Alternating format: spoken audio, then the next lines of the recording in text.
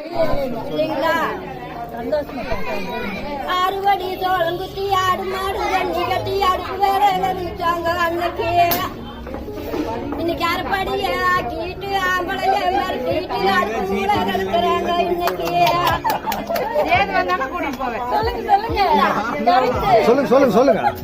கம்மந்தோறு சோளத்தோறு கருகி போனது இவத்தோறு கருக்கு நல்லா குடிச்சாங்க அன்னைக்கு. இன்னைக்கு காப்பி கடை இட்லிய கரைச்சு விட்டு தின்னு போட்டு களிய கண்டா முறைக்கிறாங்க இன்னைக்கு. அதுக்கெல்லாம் நாங்க ஒரு காட்டு தூச்சு போனா தைச்சு போட்டுருது முகம் தைச்சுதான் போடுவோம்.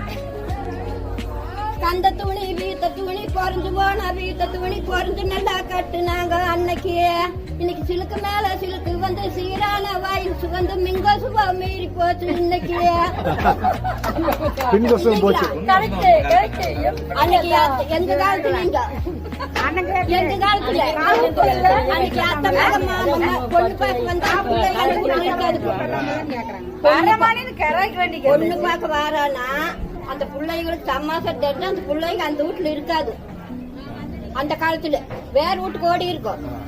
அப்படி அத்தை மக மாமமாக ஆம்பளைங்க வாரானா அடுத்த வீடு தாண்டு நாங்க அன்னைக்கு.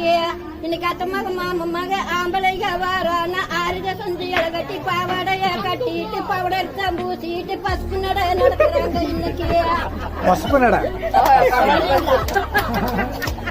ஆமாங்க. தப்பா நினைச்சுக்காதீங்க. அஞ்சு புள்ள 6 புள்ள இருந்தாலும் கூட ஒரு பையன் வேணும்னு பழனிக்கு 12 அமாவாசை போனாங்க. 12 அமாவாசை போவாங்க. அன்னைக்கு 5-6 பிள்ளைங்க இருந்தாலும் ஒரு பையன் வேணும்னு அன்னைக்கு அவ்வளவு 10 உருப்படி பெத்தெடுத்தாங்க. இன்னைக்கு எப்படின்னு தெரியுங்களா? இன்னைக்கு அன்னைக்கெல்லாம் புள்ள குட்டி வேணும்னு கோயம் போனாங்க கும்பிட்டாங்க சாமிகளை அன்னைக்கு.